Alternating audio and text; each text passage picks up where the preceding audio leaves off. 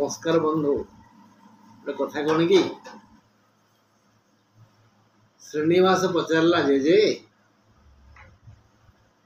तुम दांत कला देखा गोटे पड़नी बापा दांत धड़ा दी तीन टा पड़गला कारण कौन जे कहले धन रे आमर पूर्वपुरुष कही जे अंते तिक्त दंते लुण अंते तिक्त दंते लुण पेट पूरीब तीन कोण मथारे कपड़ा पादरे तेल वैद साथी रे खेलिबु गेल तते आउ वैद डाक्तर पाखक जीवाकू पड़िबो नाही जदि यही नियम पालन करिबो कोन अंते तिक्त भीतर को पिता नबु पढ़ गीता खा पिता तेबे होइबु जगत जीता पारुछु तो अधिक पिता खा आउ आमर परम शास्त्र श्रीमद भगवद गीता पढ़ गीता खा पिता तेबे होइबु जगत जीता तेणु आमे भीतर को पिता नबा पिता खाइबा दंते लुण खाई सारला परे आमे कौन कौन खाइचे से कथा आम दांत बुझीबनी दांत मूले रही जीवाणु सृष्टि हेबे तेणु दांत को खाईजिबे दांत हलिब बिंधिब तेणु खाई सारला परे टिके लुण दांतर तल उपरे मालिश करदेले बास सैला गोटे सेकेंड पर लुणिया हो तापर से मुह धोई पकेबा मथारे कपड़ा मुंड को सब घोड़ेबा मुंड को फांका रखिबानी कारण मुंड सबु किछि सबु ज्ञान गुण बुद्धि विवेक विचार शक्ति न्याय अन्याय भल मंदर सिद्धांत निये मुंड मुंड को घोड़ेबा मथारे कपड़ा पादरे तेल एड़े बड़ शरीर को पाद बही चली तेणु पाद बहुत कष्ट भोगुची पादरे आम टे राति तेल मालिश करवा विश्राम समय तेल पाद तले तलटा ऊपर कथा नहीं पाद तले टे तेल मालिश करवा एसबू काम कले कौन हम ना तलीपा पानी तालू पीए तलीपा बोलते पाद तल तो तलीपा कहती सी पानी रे प्राय बुड़े आम चलले बुलले जहाँ बाहर आइले गोड़ धो गाधला बेले गोड़ धो परिश्रा आसिले गोड़ धो झाड़ा आसिले गोड़ धो एमती गोड़ पर पानी हुए पानीटा रही तलीपा पानी पी दिए पादरे पानी जमा हो जाए टाणी किए ना मुंड मुंड गरम थाए जोटा गरम थाए टाणी पकड़ मुंड गरम थाए तो मुंड को आम घोड़े रखिले मुंड गरम हेनी पादरे तेल मारिदेले बारंबार से जो पानी जमा हो तेल पानी मिसिकी गोटे मिश्रण हो तेल टाणी नहीं पानी अलग पड़ तेल ऊपर रही तले रही देखने पानी तेल पड़े तेल भासे बास तेल ऊपर पड़े आस आस्ते आस्ते पानी तार आस्ते आस्ते केमी नहीं आ लुण देले रोग दांत रोग हेनी हेले मो दांत कला माने मुझे पान खाए खैरिया पान खैर एक शक्ति अच्छी दांत उपर एक बहल आस्तरण पकई दिए जहाँफल केतबे मिठा आम खाइले से मिठा दांत मूल को जाए यहाँ है मो दांत समस्या माने दांतर भल खबर तो आप पान फान किसी खाती तेणु दांत मूल खैर लगे कला है सफा अच्छी दांत को चिकन रखुंट अधिक समय ब्रश कर ब्रश खाई जाऊँगी आजिकल कोलगेट बा अन्य जिते जिन अच्छी जिते जो पेस्ट अच्छी से कौन मिसी आम जाने आम खाली शुणिले टीवी रू बेस ब्रश कर सारे आम सब मुझ पर्यटन बुढ़ा है केवे कौन देखीचु ब्रश करवाटा मो दांत काटी साढ़ा लिंब करंज यही कषा पिता दांत काटी घसे तेणु एसबू कम तो बापा करते तू जदि मो कथा मानिक साढ़ा पाइजड़ा करंज लिंब यही आंब है पिजुड़ी यही गचर डाल को काटी घसबू ताहले तो दांत रोग हेनी बुझल ना आउ अंते दंते लुण पेट पूरीब तीन गुण पेटटा को आम चारि भाग करदे ତିନି ଭାଗ ପୁରେଇବା ଆଉ ଗୋଟେ ଭାଗ ଖାଲି ରହିବ। ଆମ ତଣ୍ଟି ପର୍ଯ୍ୟନ୍ତ ଗିଳିବା ତାହେଲେ ଆମକୁ ଲାଗିବ ଅଜଗର ଭଳିଆ, ଯାହାଫଳରେ ପାଚକ ରସ ଯିଏକି ଲିଭରରୁ ଝରେ ସେ ବାହାରି ପାରିବନି, ଆଉ ଭଲ ଜୀର୍ଣ୍ଣ ହେବନି, ହଉ ହାକୁଡ଼ି ଆସିବ, ଆଉ ଗ୍ୟାସ୍ ସୃଷ୍ଟି ହେବ। ଗ୍ୟାସ୍ ଆଜିକାଲି ଗୋଟିଏ ବଡ଼ ରୋଗ। ତା କାରଣ ହେଉଛି ଆମେ ତଣ୍ଟି ପର୍ଯ୍ୟନ୍ତ ଗିଳୁଛେ। ତୁ କେବେ ବି ତଣ୍ଟି ପର୍ଯ୍ୟନ୍ତ ଗିଳିବୁ ନାହିଁ ହେଲା। ଅଳ୍ପ ଅଳ୍ପ ଖାଅ, କଳବ କଳ ଝିଅ। ହଉ ବାପା, ଆଜି ଆମ କଥା ଏତିକି ଥାଉ। ସ୍ୱାସ୍ଥ୍ୟ ଉପରେ ଟିକେ ଆଲୋଚନା କଲେ। ଆଜି ଶୁଣିବା ପଣ୍ଡିତ କ'ଣ କହୁଛନ୍ତି ଯେ କର୍କଟ ରାଶି ଉପରେ ଆଜି ଆମେ ଶୁଣିବା। ବନ୍ଧୁ, ଆମେ କର୍କଟ ରାଶି ପାଇଁ ଆଲୋଚନା କରିବା ସମୟରେ ଦେଖିବା ଏବେ କେଉଁଠିକି ଅଛନ୍ତି। ଏକାଦଶରେ ବୃଷରେ ଗୁରୁ, ଦ୍ୱାଦଶରେ ମଙ୍ଗଳ, ତୃତୀୟରେ କନ୍ୟାରେ କେତୁ, ଚତୁର୍ଥରେ ତୁଳାରେ ରବି ଓ ବୁଧ, ପଞ୍ଚମରେ ବିଛାରେ ଶୁକ୍ର, ଅଷ୍ଟମରେ କୁମ୍ଭରେ ଶନି ଓ ନବମରେ ମୀନରେ ରାହୁ ଅଛନ୍ତି। ଏ ଗଲା ଗ୍ରହ ସ୍ଥିତି। ହେଲେ କର୍କଟ ରାଶି ପାଇଁ ଘାତ 12 ବୁଧବାର, ତା ଅକ୍ଟୋବର 16, 23, 30, ନଭେମ୍ବର 6, 13ରେ ପଡ଼ିବ। ଘାତ 12 ବୁଧବାର, ତା ଅକ୍ଟୋବର 16, 23, 30, ନଭେମ୍ବର 6, 13ରେ ଆସିବ। ଆଉ ଘାତ ନକ୍ଷତ୍ର ଅନୁରାଧା, ତା ନଭେମ୍ବର 4ରେ ଆସିବ। ଘାତ ତିଥି ଷଷ୍ଠୀ, ତା ଅକ୍ଟୋବର 22, ନଭେମ୍ବର 7ରେ ଆସିବ। ଘାତ ଚନ୍ଦ୍ର ସିଂହ, ତା ଅକ୍ଟୋବର 27, 28ରେ ଆସିବ। ତେଣୁ ଆମେ ଏଇ ଦିନକୁ ଆମର ପ୍ରିୟ କ୍ୟାଲେଣ୍ଡରରେ ଚିହ୍ନ ମାରିଦେବା, ଆଉ ସେଦିନ ଟିକେ ସତର୍କ ରହିବା। ସତର୍କ ରହିବା ଯେ କଥା ହେଉଛି କ'ଣ, ଯଦି ବିଧାତା ଚାହିଁବେ ଆମକୁ ଦ୍ୱିବିଧା ପକାଇବା ପାଇଁ କେହି ରକ୍ଷା କରିପାରିବେନି। ତଥାପି ତ ବାହାକୁ ବତା, ଆମ ଯଦି ପଢ଼ାପଢ଼ି ନ କରିବା ପରୀକ୍ଷାରେ କେମିତି ଲେଖିବା?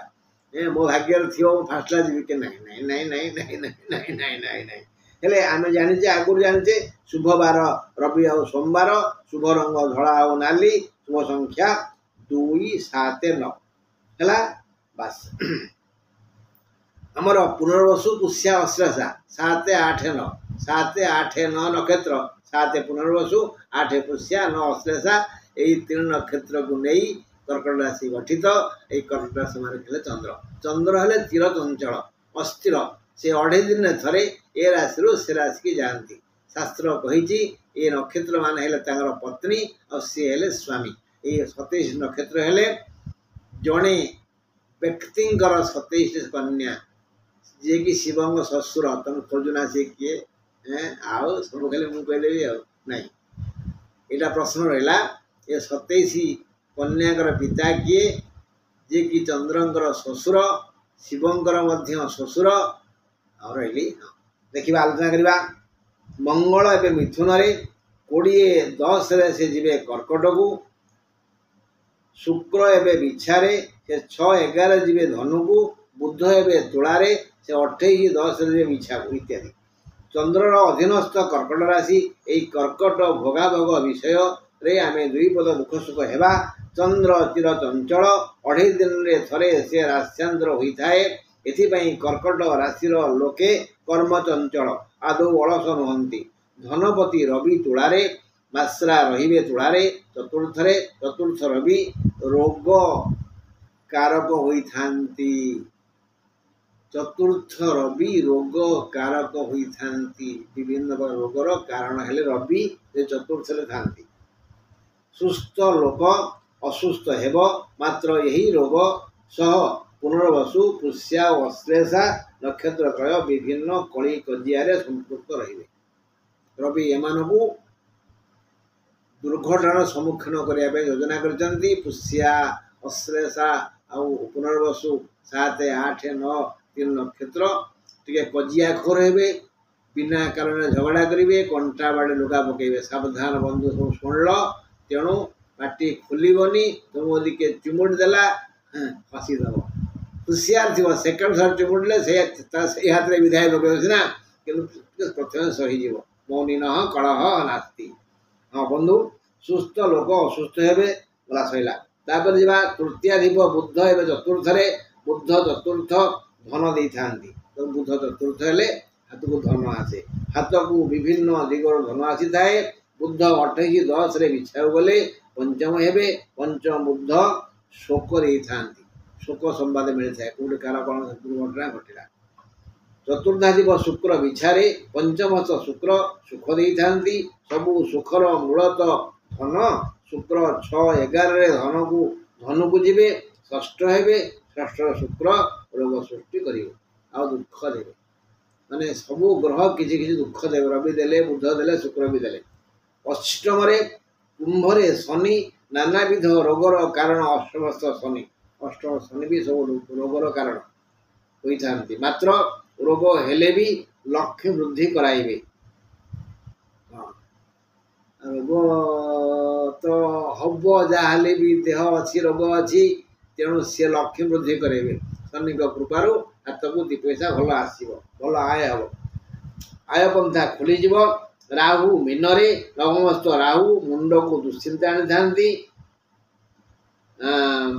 ପାପ କାର୍ଯ୍ୟ କରିବାକୁ ସେ ପରାମର୍ଶ ଦିଅନ୍ତି।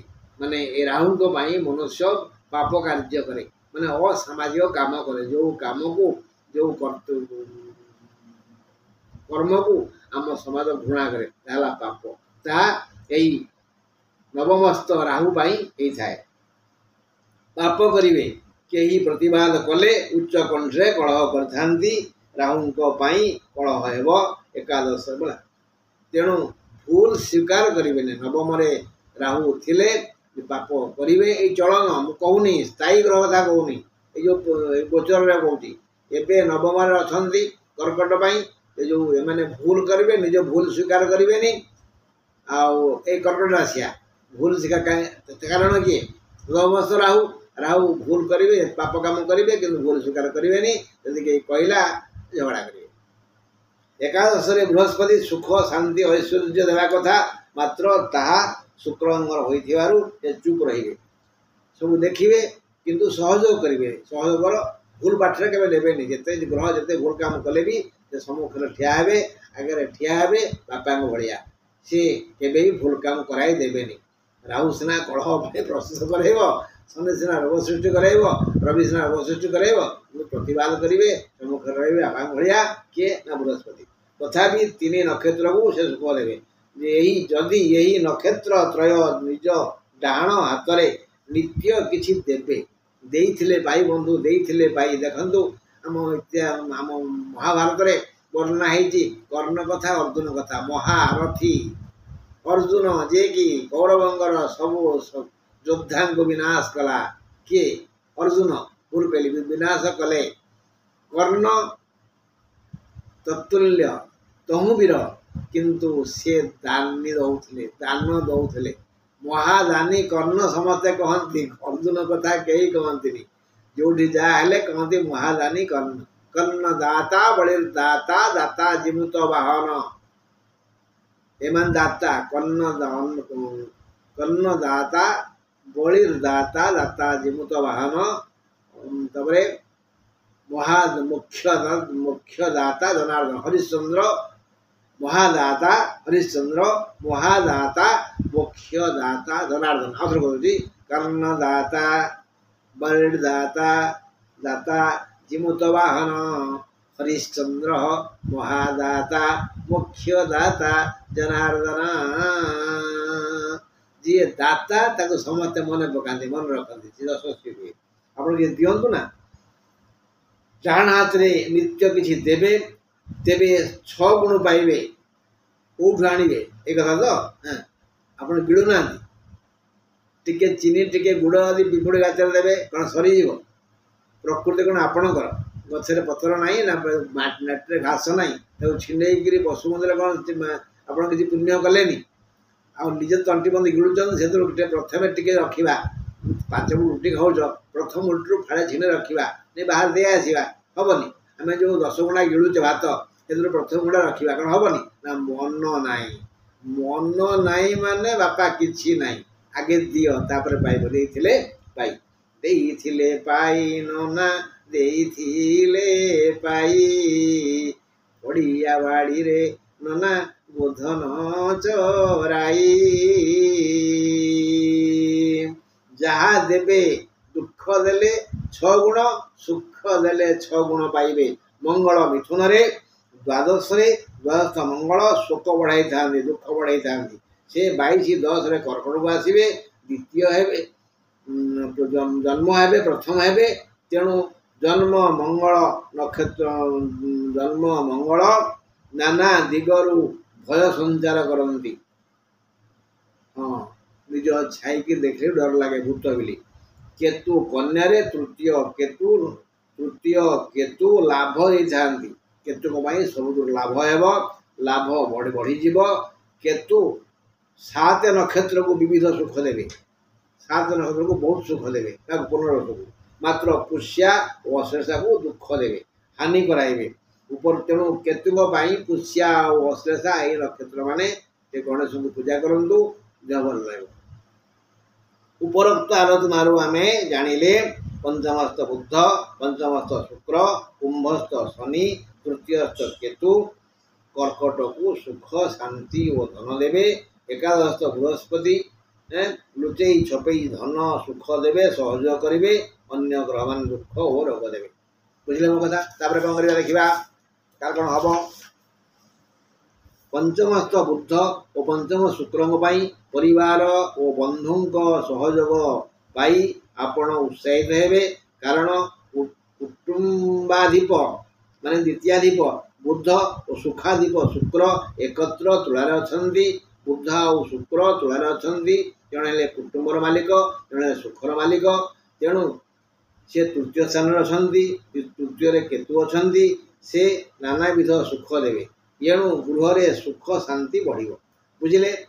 बुध और शुक्र कौन हम आप उत्साहित हेबे परिवार बंधु सहयोग समय कटिज ता छड़ा शनि गृह सुख शांति बढ़ भाई भौणी सह सुसंपर्क जी जो वृत्ति व्यवसाय वाणिज्य व्यवसाय कर चलुचे से बाधा सृष्टि हेब लाभ विशेष हेबनी कारण दाता संख्या कमिगला परा। व्यय मंगल बुध व्ययाधिप एवं मंगल खर्चांत कराइबे हैराण हेबे संचय टिके अधिक करंतु आउ खर्च टे कम करंतु हैराण हेबे समस्ते नहीं जिवे दबाव के भल पाते यह विपरीत लिंगर दुखर कारण हेब। यदि कर्कट राशि होता है पुरुषर ता घरे जो घरणी थे भारी कष्ट हम यदि घरणीकर कर्कट राशि गृहस्थ कष्ट हम कारण एमाने जार कर्कट राशि से असुविधार पड़े विपरीत मुझे कष्ट हम जदि उभय परस्पर को भल पाऊ हाँ दुख कारण हेब। अष्टमस्थ शनि और नवमस्थ राहु धूलिझड़ सृष्टि करी नानाविध समस्या सृष्टि करेंगे। अष्टमस्थ शनि नवमस्थ राहु धूलिझड़ सृष्टि करेंगे आखिरे काने नाक धूली बसी केमती लगे सेमती नाना समस्या आणवे। रवि विवाद बढ़ी राहु शोक संवाद मिल एणु बेड़ू सावधान परिवार को जदि पारिबे प्रायश्चित संजवा सकाळे